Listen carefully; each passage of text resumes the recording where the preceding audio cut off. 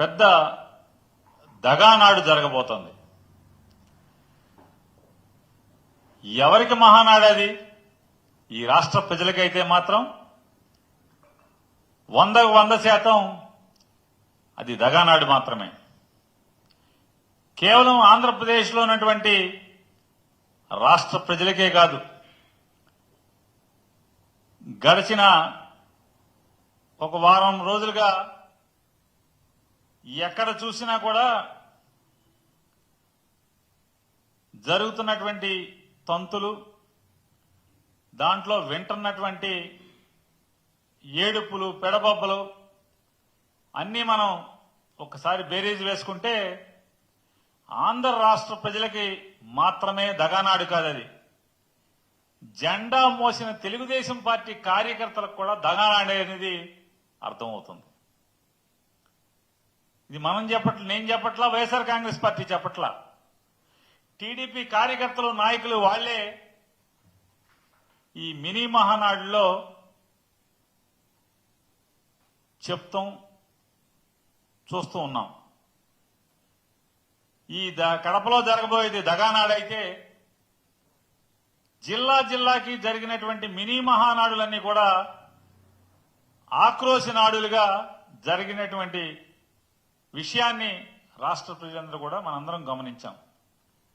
ప్రతి ఛానలు ఈ ఆక్రోశ నాడుల్ని లేదా మినీ మహానాడు పేరుతో జరుగుతున్నటువంటి తెలుగుదేశం పార్టీ కార్యకర్తల ఆక్రోశ నాడుని మనందరం వీక్షించాం.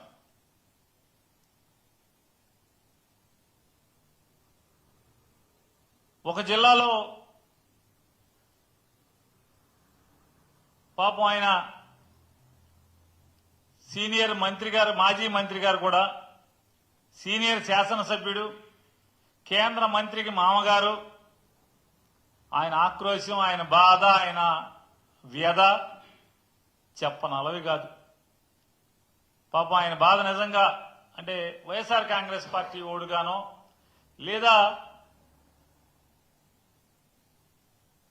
మాజీ మంత్రివర్యులు, మాజీ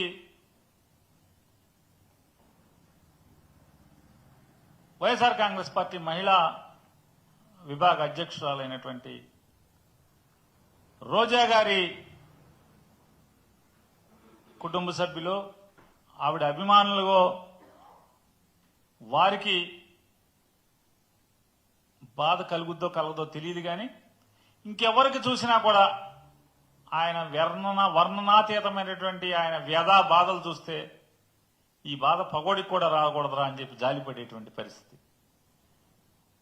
అంటే ఒక అధికార పార్టీలో ఈ మినీ మహానాడులో, అదే ఈ ఆక్రోశ నాడులు, కార్యకర్తల ఆక్రోశ నాడుల్లో జరిగినటువంటి ఆ మీటింగులో ఒక్కటంటే ఒక్క చోట కూడా సంవత్సర కాలంగా మమ్మల్ని నమ్మి మాకు ఓటేశారు, ఈ రాష్ట్ర ప్రజలకి ఇన్ని మేళ్లు చేశాము అని గర్వంగా ఒక్కడంటే ఒక్క నాయకుడి గాని, ఒక్క ఎమ్మెల్యే గాని, లేదా ఒక్క కార్యకర్త గాని ఎక్కడ గర్వంగా జబ్బగలుచుకున్నది గాని, కాలరెగరేసి మీటింగ్ చెప్పిన దాఖలాలు ఎక్కడా లేవు 26 జిల్లాల్లో. ఒక్కటంటే ఒక్క చోట కూడా. లేదా ఈ ఆంధ్ర రాష్ట్రానికి 40 ఏళ్ల ఇండస్ట్రీ, అలాగే ఓ 15-20 ఏళ్ల ఆవేశం స్టారు, లేదా రెడ్ బుక్ స్టారు, వీళ్ళందరూ కలిసి, వీళ్ళ ముగ్గురు కలిసి, లేదా వీళ్ళందరూ మాకు మా అందరికీ పెద్ద బాస్ అని చెప్పుకుంటున్న మోడీ గారు కానీ, వీళ్ళందరూ కలిసి రాష్ట్రానికి ఏమన్నా ఓడబడిచింది అంటే ఒక్కటి కూడా ఈ సంవత్సర కాలంలో ఈ జిల్లాకి ఇది పొడిచామని చెప్పని ఎక్కడ ఒక్కళ్ళు కూడా గర్వంగా చెప్పుకున్నటువంటి సంఘటన లేదు. అంటే రాష్ట్రానికి చేయలేదు, లేదా ఏ ఊరికి చేయలేదు, ప్రజలకి చేయలేదు. ఇక ఆయన ఈ ఎమ్మెల్యేల బాధలు చెప్పుకుంటా ఏం మొహం పెట్టుకుని మేము జనాల్లోకి వెళ్ళాలి? పనులు అడుగుతున్నారు, పనులు చేయడానికి డబ్బులు ఎవరు, నిధులు ఎవరు? సిగ్గేస్తుంది. మీరు గనక ఇక డబ్బులు ఇవ్వం, మీకు నిధులు ఇవ్వము అని కనుక చెప్పేసేయండి. మీరు మాకు ఓటేసి దగాబడ్డారు, మీరు నన్ను మన్నించండి అని చెప్పి మేము ఓళ్ళెంపడి తిరుగుతాం జనాల దగ్గరికి అని చెప్పని, ఇదే ఏకైక మార్గం అని చెప్పని సాక్షాత్తు అధికార పార్టీ ఎమ్మెల్యేలే వాళ్ళ పార్టీల మినీ మహానాడుల్లో ఆక్రోశించారంటే ఈ ప్రభుత్వం విఫలమైనట్ట? వీళ్ళు రేపు కడపలో 27, 28, 29 తారీఖుల్లో జరిగేటువంటి అది మహానాడా లేదా నేను చెప్పినట్టు దగానాడా? అలాగే ఇంకొక జిల్లాలో పదవులన్నీ ఒక పార్టీ వాళ్ళకే పోతున్నాయి. గతంలో కమ్యూనిస్ట్ పార్టీలు మనతో కలిసి వస్తే ఎలా అయితే మనం వాటి పీక పిసికి చంపేశామో, రాబోయే రోజుల్లో ఇదే తంతు కొనసాగితే తెలుగుదేశం పార్టీ కూడా నో కమ్యూనిస్ట్ పార్టీలాగానే నూకలు చెల్లిపోతాయని చెప్పని సాక్షాత్తు ఆ పార్టీ శాసనసభ్యులే మినీ మహానాడులో వాళ్ళ ఆక్రోశాన్ని వెళ్లగక్కున్న పరిస్థితి ఒక జిల్లా చూసాం. మరొక జిల్లాలో ఇంతకన్నా దిక్కుమాలిన తనంలో మినీ మహానాడు ఎవరైతే జరపాలో దానికి అధ్యక్షత వహించి దాన్ని నడపాల్సిన అధ్యక్షుడే ఆ సభకు డుమ్మా కొట్టాడని చెప్పని ఒక సీనియర్ కార్యకర్త లబో దిబోమని గుండెలు బాదుకునే పరిస్థితి. ఎన్టీ రామారావు ఉన్నప్పుడు తెలుగుదేశం పార్టీ వేరు, గతంలో తెలుగుదేశం పార్టీ వేరు. ఇవాళ దిక్కుమాలినతనానికి మారుపేరుగా మారిన తెలుగుదేశం పార్టీ అని చెప్పని ఆ జిల్లాలో ఆ కార్యకర్త ఏడుపులు పెడబొబ్బలు.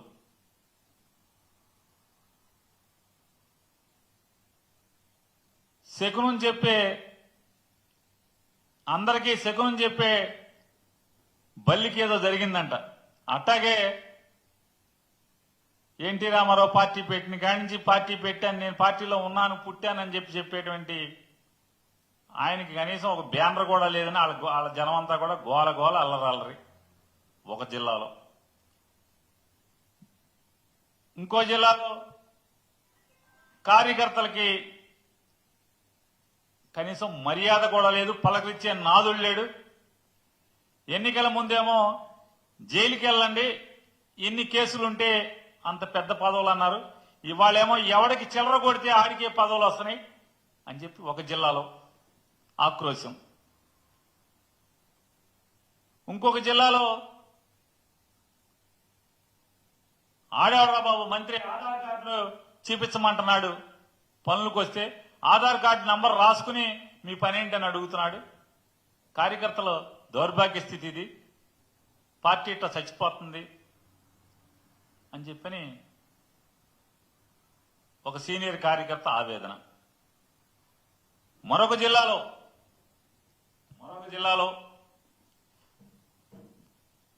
ఆయన మాజీ మంత్రి కుమారుడు, ఆయన ఆక్రోశం. జగన్మోహన్ రెడ్డి గారి ప్రభుత్వంలోనే మాకు మర్యాద దొరికింది, ఇప్పుడు కనీసం మర్యాద అనేది లేకుండా పోయింది ఎవరికి. శత్రువు ప్రభుత్వంలోనే మేము మర్యాదగా బతికాం.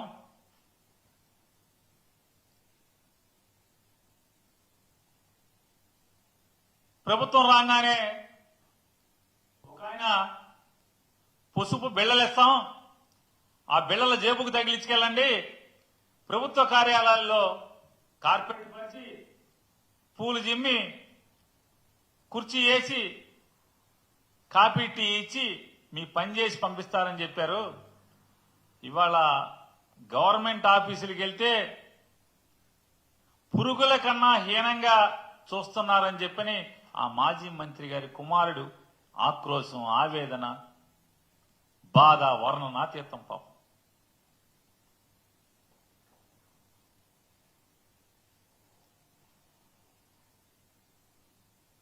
ఇంత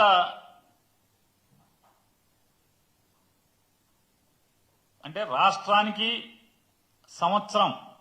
ఒక సంవత్సర కాలంలో ప్రభుత్వం నడిపి ఈ రాష్ట్ర ప్రజలకు చేసింది శూన్యం, ఈ రాష్ట్రానికి చేసింది శూన్యం. ఆఖరికి జెండా మోసి మీ మాటలు నమ్మి కేసులు కట్టించుకుని జైళ్ళకి వెళ్ళి వచ్చిన వాళ్ళకు కూడా తిరుక్షవరం. ఇది ఇవాళ ఈ రాష్ట్రంలో ఉన్న పరిస్థితుల్ని ఈ మినీ మహానాడుల ద్వారా తెలుగుదేశం పార్టీ నాయకులు, కార్యకర్తలు, శాసనసభ్యులు వాళ్ళ ఆక్రోశ నాడుల్లో వెళ్ళగక్కినటువంటి బాధాతప్త హృదయాలతో కన్నీరు మున్నీరైనటువంటి సంఘటనలు ఈ రాష్ట్ర ప్రజలందరూ కూడా అనేక మాధ్యమాల ద్వారా మనందరం కూడా చూసాం. ఇవాళ దివంగత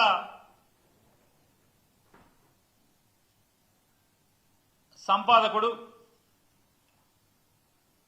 స్వర్గీయ రామోజీరావు గారు అబ్బాయి వాళ్ళ పెద్దగా రాశాడు. అసలు మామూలు జాకీ కాదది, ఇంపోర్టెడ్ జాకీ. ఆయన చెప్తాడు,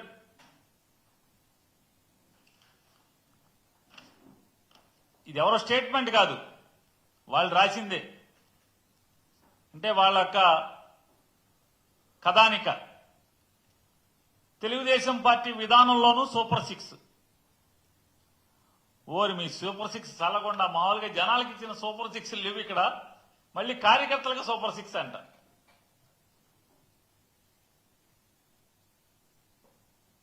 ఎవడన్నా నమ్ముతాడా? ఏ కార్యకర్త అయినా, ఏ ఒక్క కార్యకర్త అయినా నమ్ముతాడా అంటున్నాను నేను. అంటే వీళ్ళ పతనం మొదలైంది అని చెప్పటానికి సాక్ష్యం ఇదొకటిగా మనం తీసుకోవచ్చు. వీళ్ళ సంవత్సర కాల అధికారం తర్వాత ఆడిట్ ఏంటయ్యా అంటే, ఈనాడు ఆడిట్, మినీ మహానాడులు అయ్యే మినీ ఆక్రోశ నాడులో ఉన్నటువంటి వీళ్ళ ఆడిట్ ఏం చెప్తుందయ్యా అంటే, పతనం శరవేగంగా జరుగుతుంది, ప్రారంభమైంది అనేది ఎన్ని రిఫ్లెక్షన్స్. ప్రజలకు ఇచ్చిన సూపర్ 6 ఏమైనాయి అంటే, వాళ్ళని దగా చేశారు. నిన్నటిదాకా ప్రజల్ని, ఈ రాష్ట్ర ప్రజల్ని దగా చేశారు. ఇప్పుడు కార్యకర్తలను కూడా దగా చేయబోతున్నారనేది దివంగత రామోజీరావు గారి కుమారుడు యొక్క కథానికది. ఇది ప్రస్ఫుటంగా అద్దం పడుతుంది. ఇవాళ ఇప్పుడు ఎవరికాడి చూసిన కార్యకర్తలు పొద్దునుంచి అన్నారు, ఓరి మాకు వద్దులేరా బాబు ఈ సూపర్ 6లు, మాకు పచ్చ బెళ్ళ ఇవ్వలేదు ఎవడు, పచ్చ బెళ్ళెట్టి ఇచ్చినోడు ఏమన్నా పచ్చ బెళ్ళొచ్చుకుని ఆఫీసులకు వెళ్తే పురుగు కన్నా హీనంగా చూస్తున్నారు ఆఫీసుల్లో. మేమేమో ఆడేవాడ మాటలు నమ్మి పచ్చ బెళ్ళెట్టుకుని వెళ్తున్నాం అని చెప్పినేమో ఒక జిల్లాలో మినీ మహానాడులో గోల గోల. ఇవాళ ఆంధ్రప్రదేశ్ రాష్ట్రంలో రాష్ట్ర అభివృద్ధి లేదు, రాష్ట్ర ప్రజల సంక్షేమం లేదు. పోనీ వీళ్ళు ప్రగల్భాలు పలికినట్టు, ఉత్తర కుమార ప్రగల్భాలు పలికినట్టుగా కార్యకర్తలకు ఏమన్నా పొడి చేస్తున్నారా అంటే అది లేదు అని మొత్తం తండ్రి కొడుకులు ఇద్దరే మూటలు కట్టుకుంటున్నారు.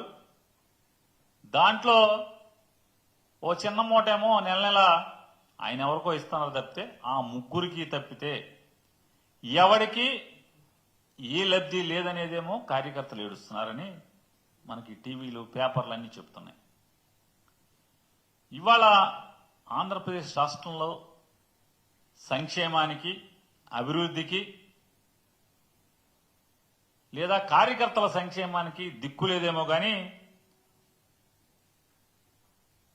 రాజ్యహింసకి, పోలీసు వేధింపులకి, భారతదేశంలోనే నిలువుటద్దంగా ఆంధ్రప్రదేశ్ రాష్ట్రం నిలబడుతుంది. కస్టోడియల్ టార్చర్, ఆంధ్రప్రదేశ్ రాష్ట్రంలో కస్టోడియల్ టార్చర్ అనేది భారతదేశంలో తలమానికంగా ఆంధ్రప్రదేశ్ రాష్ట్రం నారా చంద్రబాబు నాయుడు, పవన్ కళ్యాణ్, లోకేష్ నాయుడు ఈ ముగ్గురు నాయకత్వంలో నడుస్తున్నటువంటి ఈ ప్రభుత్వం కస్టోడియల్ టార్చర్ కి దేశంలో తలమానికంగా విరాజిల్లుతోంది. ఇవాళ వాళ్ళకి ఎవరి మీద కక్ష ఉంటే ఏ రకంగా పోలీసుని అడ్డం పెట్టి జైళ్లలో మగ్గదీస్తున్నారో, తప్పుడు కేసులు పెడుతున్నారో కళ్ళ కట్టినట్టుగా రోజు నిత్యం సంఘటనలు చూస్తూనే ఉన్నాం. జగన్మోహన్ రెడ్డి గారిని అంటే చంద్రబాబు నాయుడు గారి కక్ష ఏంటంటే, నేను అప్పుడేదో సోనియా గాంధీతో చట్టాపట్టాలు వేసుకుని చీకట్లో చిదంబరాన్ని కలిసి జగన్మోహన్ రెడ్డి గారిని 16 మాసాలు జైల్లో ఉంచాను. నేను 40 ఏళ్ల ఇండస్ట్రీ కాబట్టి జగన్మోహన్ రెడ్డి గారిని నేను ఉంచుతాను, నా అనుభవం అది. అనుభవం లేని జగన్మోహన్ రెడ్డి నన్ను 56 రోజులు లోపల ఉంచుతాడా అని కక్ష. ఇవాళ లిక్కర్ కేసులో ముద్దాయిగా ఉన్న చంద్రబాబు నాయుడు బెయిల్ మీద బయట తిరుగుతున్నటువంటి 2014-19 మధ్యలో లిక్కర్ కేసులో ముద్దాయిగా బెయిల్ మీద బయట తిరుగుతున్నటువంటి చంద్రబాబు నాయుడు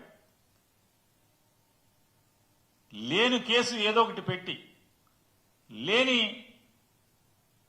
అవినీతిని లేదా లేని దొంగతనాన్ని సృష్టించి నన్ను పెట్టాడు కాబట్టి మళ్ళీ జగన్మోహన్ రెడ్డి గారిని లోపల పెట్టాలనేటువంటి తంతు మనం చూస్తున్నాం.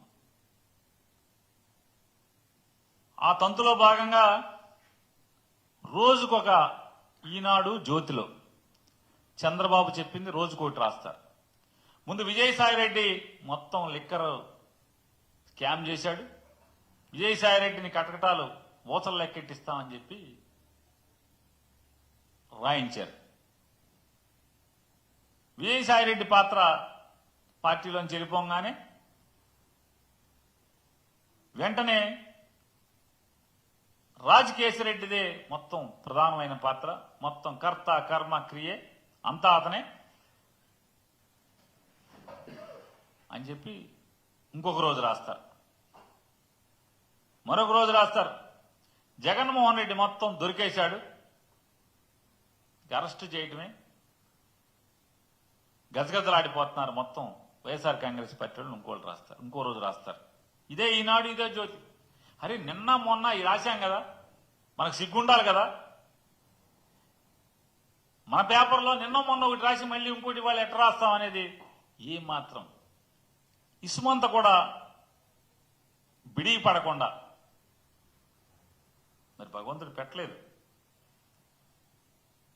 మళ్ళీ ఏం రాస్తారు, ఈ మొత్తం నగదు మొత్తాన్ని బంగారం కొన్నారని రాస్తారు ఒకరోజు. ఇంకో రోజు చెప్తాడు ఓ ఫారెన్ వెళ్ళిపోయింది మొత్తం డబ్బులని, దుబాయ్ వెళ్ళిపోయినాయి డబ్బులని రాస్తాడు. ఇంకెవడో పాత్ర అంటారు. మరొక రోజు రాస్తారు ఓఎస్డి కృష్ణమోహన్ రెడ్డి, ధనుంజయ రెడ్డి మొత్తం కీలకం, డబ్బులు మొత్తం వాళ్లే, మొత్తం స్క్రీన్ ప్లే కథ స్క్రీన్ ప్లే మొత్తం వసూళ్లంతా ఆళ్లే అని చెప్పి రాస్తారు. మళ్ళీ ఇవాళ రాస్తారు మొత్తం మిథున్ రెడ్డే, కర్త కర్మ క్రియ అంతా కూడా మిథున్ రెడ్డే. మిథున్ రెడ్డి ఈ డబ్బులన్నీ కూడా వాళ్ళ కంపెనీలోకి తీసుకుని ఆ కంపెనీ నుంచి అసలు నాయకుడికి ఇచ్చేవాడని రాస్తారు. సిగ్గుపట్టం కానీ అరే రోజుకో రకమైన స్టోరీ రాయటం ఏంటి అంటే ఇదంతా ఎట్లా అంటే ఎవరన్నా కథ రాయితీ ఒక స్టోరీ పట్టుకుని హీరో దగ్గరికి వెళ్ళాడనుకోండి, ప్రొడ్యూసర్ దగ్గరికో, ఆ లైన్ మార్చి ఇది బాగాలేదంటే మళ్ళీ వచ్చి తెల్లారి ఇంకో లైన్ మార్చి తీసుకెళ్తాం, ఇంకో పాత్రను చంపేయటం, కొత్త పాత్రను సృష్టించడం. దానికి దీనికి తేడా ఏమైనా ఉందా అని అడుగుతున్నాను. రోజుకొక కథ వండి వార్చడం ఈనాడు, ఆంధ్రజ్యోతి. పోలీసులు ఇంకోటి రాస్తారు రిమాండ్ రిపోర్టుల్లో. నిన్న మొన్న రాస్తాడు ఎన్నో లక్షల కోట్ల పేజీల మెమరీని మొత్తం ధ్వంసం చేశారు, కీలక ఆధారాలన్నీ నాశనం చేసేశారు. ఆధారాలు లేకుండా మీకు అసలు అంటే ఆధారం అనేది లేకుండా అది కేసు ఎక్కడది? తప్పు జరిగిందని మీకు ఎవరు చెప్పారు? అంటే జగన్మోహన్ రెడ్డి గారిని అరెస్టు చేయాలనే దగ్గర నుంచి బయలుదేరి కిందకు వస్తారు. ఎలా అరెస్టు చేయాలి? ఇప్పుడు ఆధారాలు లేవంట కొత్తగా. ఇప్పుడు మళ్ళీ మిథున్ రెడ్డి గారికి అంట 5 కోట్లు ఏదో అదాన్ కంపెనీ నుంచి 2019లో వచ్చింది.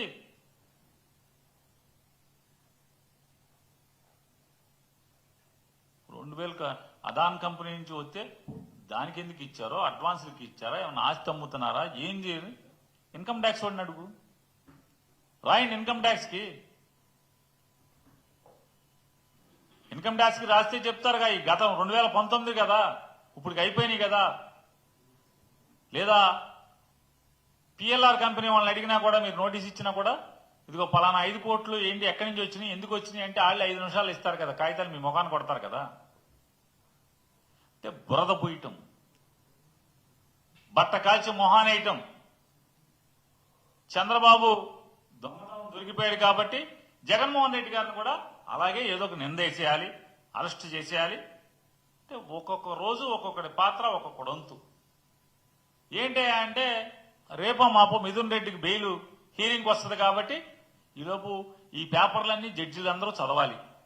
చదివి మొత్తం మిథున్ రెడ్డి అనమాట కర్త కర్మ క్రియ అని. అంటే నిన్న మొన్న చదవరా జడ్జిలు మీరేం రాశారో? అలాగే చంద్రబాబు నాయుడు గారిని అరెస్టు చేయటానికి పోలీసులందరికీ ధైర్యం చెప్పాడు. ఇదంతా కూడా మీకేం పర్లేదు, ముందుకు నడవండి అని చెప్పాడు. కాబట్టి సీతారామాంజనేయులు గారిని జైల్లో వేసేయాలి. జైల్లో వేసి ఇప్పుడు ఏం చెప్తారంటే జైలు అరెస్ట్ చేయటానికి వెళ్ళిన రోజు నిజంగా ఎవరన్నా ఉంటే పేపర్లో వార్త రాస్తే ఆ వార్తను ఆధారంగా బెయిల్కు పరిగెత్తిన ఆయన రెడ్ బుక్ రాజ్యాంగకర్త. ఈయనేమో జన కార్యకర్తలకు ఏం చెప్తాడు, మీరు అరెస్ట్ అవ్వండి, ఎన్ని కేసులుంటే అంత పోటుగాళ్ళు, మీరు పెద్ద పెద్ద పదవులు ఇస్తామని చెప్పి కార్యకర్తని రెచ్చగొట్టి, పేపర్లో అతని మీద కేసు ఉంది అనగానే తప్పని బెయిల్కి పరిగెత్తి. కానీ పిఎస్ఆర్ ఆంజనేయులు గారు బెయిల్ కాదు, మీ ఇష్టం, నేను బెయిల్కి వెళ్ళను, యాంటిసిపేటరీ నేను తెచ్చుకోనని చెప్పని, నేనే పాపం చేయలేదు, నేనే తప్పు చేయలేదు, పోలీసు ఉద్యోగం నేను విధి నిర్వహణ పక్కాగా చేశాను తప్పితే నేనెక్కడ తప్పుడు పని చేయలేదు అని చెప్పని నమ్మాడు. కాబట్టే మీరు ఏం చేసుకుంటారో చేసుకోండి, నేను మాత్రం బెయిల్ తెచ్చుకోను, నేనే పాపం చేయలేదని చెప్పని ధైర్యంగా నిలబెట్టాడు. కాబట్టి ఇవాళ మీరు అతని మీద కక్ష తీర్చుకుంటాక ఒక ఐపీఎస్ ఆఫీసర్ని ఈ రోజుకి ఆయన ఉదయం 4:30 దగ్గర నుంచి గాయత్రి మంత్రంతో, సంధ్యావందనం దగ్గర నుంచి మొత్తం గాయత్రి మంత్రం మొదలు పెడితే విష్ణు సహస్రనామం, లలితా సహస్రనామం, వేదాంశాలు ఇవన్నీ రోజు ఆయన జైల్లో పట్టించేది. పొద్దు నుంచి రాత్రి దాకా జైలు అధికారులు చెప్తున్నారు ఇవన్నీ. ఆయన ఊరికే మామూలు పోలీసుడు అనుకున్నామండి, కానీ సనాతనంగా సద్బ్రాహ్మణుడు ఎలా జీవిస్తాడో అలాగే ఆయన జీవన విధానం కొనసాగుతుందని చెప్పని జైలు అధికారులు బయట మాట్లాడుతున్నారు. ఆయన ఇంట్లో కర్నూలు నుంచి ఒకరిని తీసుకొచ్చి ఇల్లంతా ఎతికిచ్చారు. ఆ రోజు ఆయన ఫోన్ అడగగానే ఫోన్ ఇచ్చేశాడు. మీకు మొత్తం బాత్రూముల దగ్గర నుంచి బాత్రూంలో కమోడు ట్యాంకులతో సహా అన్ని ఎత్తుక్కున్నారు కదా మీరు, ఎత్తుకున్నారు కదా. మళ్ళీ ఇవాళ సీతారామాన్యాయులు గారి సోదాలు. ఏంటి సోదాలు? బాత్రూమ్ కూడా ఎత్తుక్కున్నా దొరకంది, ఇప్పుడు ఏం దొరుకుద్ది అంటే రేపో మాపో సీతారామాన్యాయులు గారి కేసు బెయిల్కి వస్తుంది కాబట్టి ఆయన మీద ఈనాడులో జ్యోతిలో స్టోరీలు రాయాలి, కథలు అల్లాలి. కథలు అల్లాలంటే ఏదో కావాలి, మూలం కావాలి. మూలం కావాలంటే ఆయన ఇల్లంతా ఎతికారు. ఇటువంటి కస్టోడియల్ హెరాస్మెంట్ రాజ్యమే ప్రజల్ని హింసిస్తే, రాజ్య హింసే చేస్తే పాలకులు ప్రజల ఆగ్రహంలో కొట్టుకుపోరా అని నేను మిమ్మల్ని ప్రశ్నిస్తున్నాను. ఇవాళ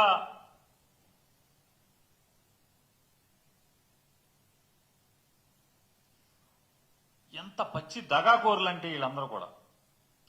మరీ ప్రత్యేకించి చంద్రబాబు నాయుడు గారు 40 ఏళ్ళ ఇండస్ట్రీ అని చెప్తాడు. ఆయన నిన్న ఢిల్లీ వెళ్ళాడు. వెళ్ళి ఆయన చెప్తాడు ఎంత పచ్చి పాపం అంటే ఆంధ్రప్రదేశ్ రాష్ట్రంలో తల్లికి వందనం అనే ప్రోగ్రాం జరుగుతుందని చెప్తున్నాడు. ఇంతకన్నా దగా ఇంకోటి ఉంటుందా అని అడుగుతున్నాను. మీడియాకి, ఢిల్లీ మీడియాకి చెప్తున్నాడు.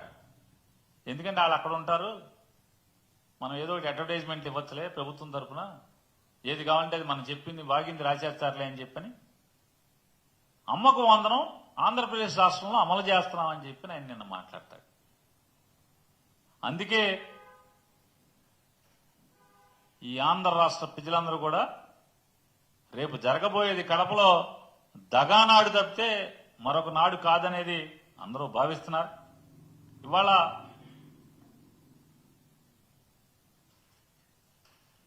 ఆంధ్రప్రదేశ్ రాష్ట్రంలో ఒక్కటంటే ఒక్క ప్రజా సంక్షేమ కార్యక్రమం, ఒక్కటంటే ఒక్క కొత్తగా వీళ్ళు జగన్మోహన్ రెడ్డి గారు ప్రారంభించి లేకపోతే ఆయన ఎంఓఈలు చేసుకుని ఆయన శంకుస్థాపన చేసినటువంటి కార్యక్రమాలు తప్పితే, అభివృద్ధి కార్యక్రమాలు తప్పితే ఒక్కటంటే ఒక్క కార్యక్రమం కూడా ఈ సంవత్సర కాలంలో వీళ్ళు ప్రారంభించకపోవటం, వీళ్ళ ఎమ్మెల్యేలు వీళ్ళ బీఫారం ఇస్తే గెలిచినటువంటి ఎమ్మెల్యేలే ప్రజల మధ్యకి వెళ్ళలేకపోతున్నాం, మా మొహం చూపించలేకపోతున్నాం, అభివృద్ధి కార్యక్రమాలు ఏమీ చేయలేకపోతున్నాం, ప్రజలు అడిగిన పనులు చేయలేకపోతున్నాం, సిగ్గేస్తుంది, మీరు ఇక మనకు డబ్బులు ఇవ్వలేము, నిధులు ఇవ్వలేమని చెప్పి మీరు చెప్పేస్తే ప్రజల దగ్గరికి వెళ్ళి మీరు మోసపోయి మాకు ఓటేశారు, మాకు ఓటేసి మీరు దగా చెందారు అని చెప్పి చెప్పుకుంటాను ప్రజలకి అని చెప్పని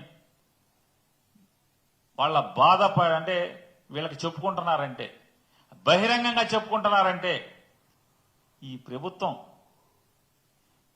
వీళ్ళు సంపాదించుకుంటాకి తప్పితే, వీళ్ళ ముగ్గురు సంపద సృష్టించుకుంటాకి తప్పితే, ప్రజల సొమ్ముతో హెలికాప్టర్లో ప్రత్యేక విమానాల్లో ఊరేగటం తప్పితే,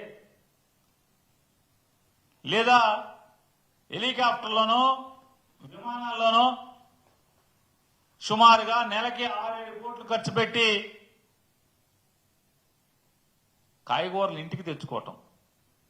చంద్రబాబు నాయుడు గారు ఇంటికి కాయగూరలు కావాలంటే విమానం వేసుకెళ్లి తెచ్చుకుంటున్నాడు. హెలికాప్టర్ విమానం వాడి ఇంటికి కాయగూరలు తెస్తాడు. ఇంట్లో ఏ కూరలు కావాలో ఏ కూరలో ఆయన గుర్తుంటాయి. ఆరోగ్యానికి కీరదోసకాయ కావటం బాగుంటుందని చెప్పి గుర్తుంటే కొనుక్కుంటాడు. ఎక్కడన్నా మావిడికి చీర కావాలని చెప్పి కొనుక్కెళ్తాడు, ఆవిడికి ఇస్తాడు తీసుకొచ్చి. కానీ ఈ ఆంధ్రప్రదేశ్ రాష్ట్ర ప్రజలకి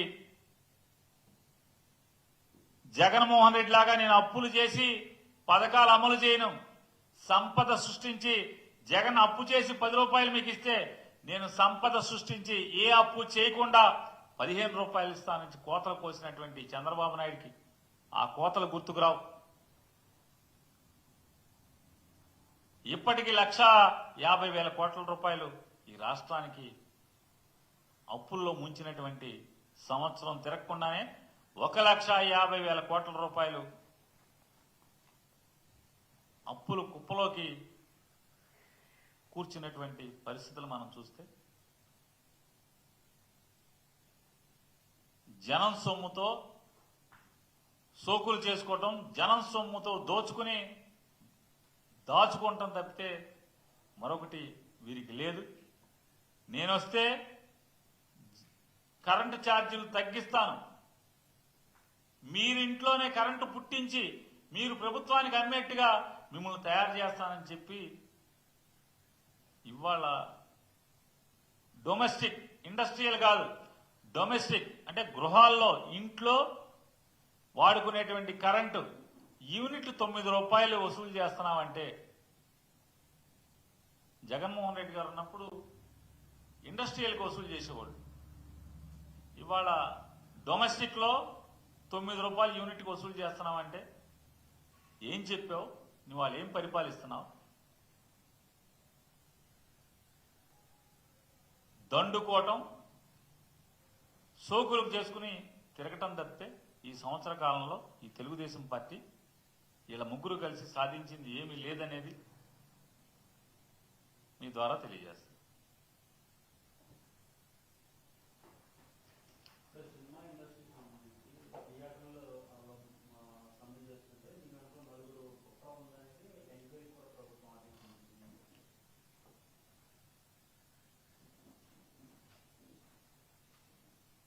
జగన్మోహన్ రెడ్డి గారి ప్రభుత్వం ఉన్నప్పుడు ప్రజలకి తక్కువ రేట్లకే సినిమా చూడాలి, లేదా నిర్మాతలు, హీరోలు అన్కంట్రోల్డ్గా ప్రజల్ని లూటీ చేయకూడదని చెప్పని ప్రభుత్వం టికెట్ రేట్లను నియంత్రిస్తూ ఒక జీవో తీసుకొస్తే సాక్షాత్తు ఇదే పవన్ కళ్యాణ్ గారు, సాక్షాత్తు ఇవాళ ఉప ముఖ్యమంత్రిగా ఉండి ప్రజల కోసం ఉద్యోగం చేయకుండా సినిమా షూటింగులు చేసుకుంటూ కాలం వెళ్లదీస్తున్నటువంటి ఇదే పవన్ కళ్యాణ్ గారు ఆ రోజు జగన్మోహన్ రెడ్డి గారి ప్రభుత్వాన్ని నోటికొచ్చినట్టుగా మీరెవరు, అసలు నువ్వెవరు,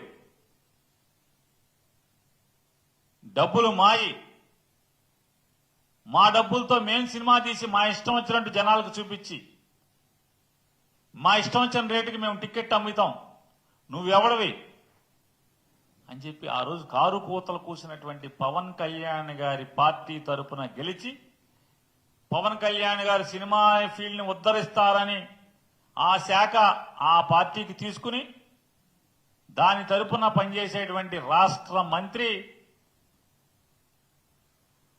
పవన్ కళ్యాణ్ గారి సినిమా రిలీజ్కి థియేటర్ యాజమాన్యాలు సమ్మె ప్రకటించినాయి, వాళ్ళని జైల్లో వేయండి ఆ నాయకుల్ని అని చెప్పి ప్రభుత్వం తరపున మంత్రి పోలీసు శాఖని ఆదేశించాడు. అంటే రాతపూర్వకంగా వీళ్ళ దౌర్భాగ్య స్థితి, వీళ్ళ డబుల్ స్టాండర్డ్స్, వీళ్ళ రెండు ముఖాలు, ఆ రోజు ఏం మాట్లాడారు, ఇవాళ ఏం ప్రవర్తిస్తున్నారు?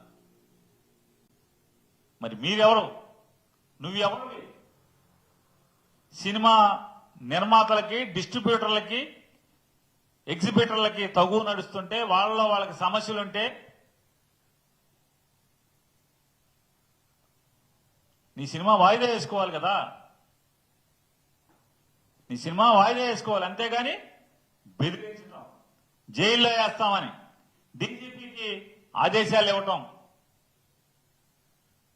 ఏమంటారు దీన్ని? దివాళా కోరుతనం కాదా పవన్ కళ్యాణ్ గారిది? ఏమంటారు, దివాళా కోరుతనం కాదా అన్న? ఆ రోజు ఏం మాట్లాడావు, ఆ రోజు ఏం ఎగబడ్డావు, తెగబడ్డావు. ఇవాళ నీ చెప్పు చేతల్లో ఉండేటువంటి ఒక మంత్రితో నీ సినిమా కోసం కొన్ని థియేటర్లో పిలిచి ఏమన్నా సమస్యలు ఏంటని అడిగావా? ఆ మంత్రి అడిగాడా? ఆయన అడగడు. ఆ మంత్రి గారు అడగాలి కదా. కొన్ని సినిమా వాళ్ళని పిలిచి ఏంటి సమస్య ఏంటి అని అడగాలి కదా. అయ్యేం అడగరు. అడగకుండా జైల్లో వేస్తాం మీరు గనక సినిమా ఆపితే. అంటే ఆ రోజు జూన్ 1వ తారీఖు మీ సమస్యల కోసం సమ్మె చేస్తే జైల్లో వేస్తాం. తర్వాత చేసుకోండి సమ్మె, సినిమా ఎత్తేసాక.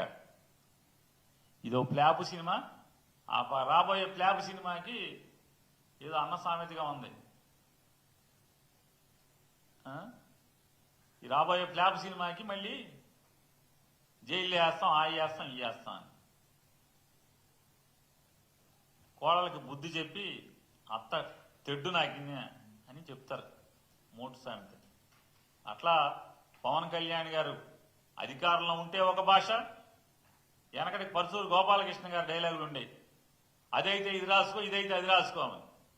వీళ్ళు కూడా అంతే, పవన్ కళ్యాణ్ ముఠా కూడా. అప్పుడు అది రాసుకో, ఇప్పుడు ఇది రాసుకో.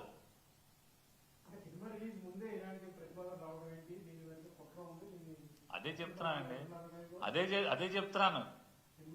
సినిమా ఎవరిది? ప్రభుత్వాందా? థియేటర్ల ప్రభుత్వానియా? సినిమా ప్రొడ్యూసర్లు డబ్బులు ఇచ్చేది ప్రభుత్వమా? వీళ్ళే మాట్లాడారు ఇవన్నీ. పవన్ కళ్యాణ్ గారు మాట్లాడాడు కదా, సినిమా మాది, ప్రభుత్వానికి ఏంటి సంబంధం? సొమ్ములు మాయి, మా కష్టార్జితం, మేము చెమటోడ్చి రెక్కల ముక్కలు చేసుకుని ప్రాణాలను పణంగా పెట్టి స్టంటులు చేసి మేము ఎంత కావాలంటే అంత తీసుకుని మేము యాక్ట్ చేస్తాం. సినిమా మాది, మా ఇష్టం వచ్చినట్టు మేము అమ్ముకుంటాం. ప్రభుత్వం నువ్వెవడవా అని చెప్పి మాట్లాడినాడు. ఇవాళ నువ్వెవడవి?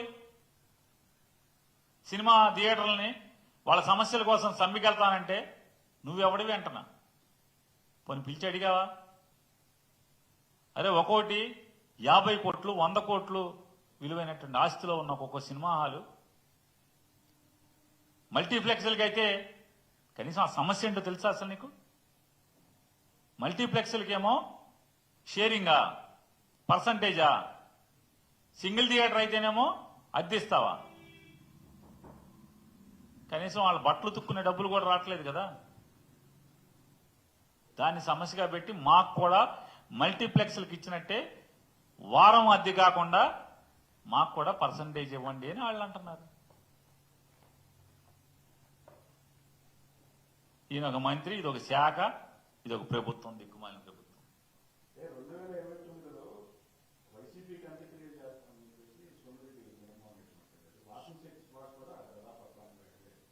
సోమిరెడ్డి చంద్రమోహన్ రెడ్డి గారు ఏమన్నారు? అంత్యక్రియలు 29 అంత్యక్రియలు చేస్తాడు.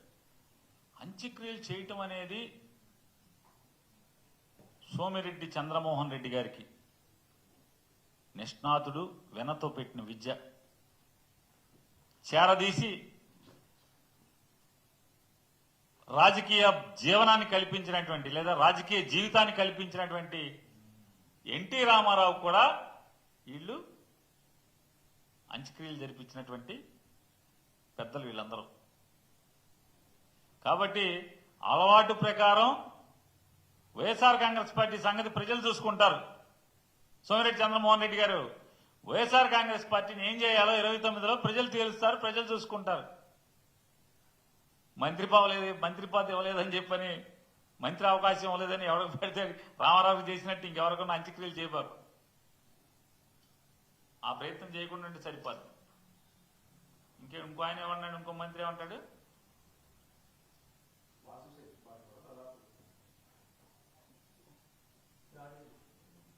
ఆ వాసంశెట్టి సుభాషే ఒక చిన్న పిల్లగాడిదే. వాసంశెట్టి సుభాష్ అని ఎవడు ఒక పిల్లగాడిదే కదా. తప్పే ఉంది, అతను పిల్లగాడిదే కాబట్టి ఆ పిల్లగాడిదలకి నాయకుడిగా ఉన్నాడని చెప్పి, గతంలో పిల్లగాడి జీవితం కాబట్టి ఆ పిల్లగాడితే మాట్లాడి ఉంటాడు అనుభవంతో.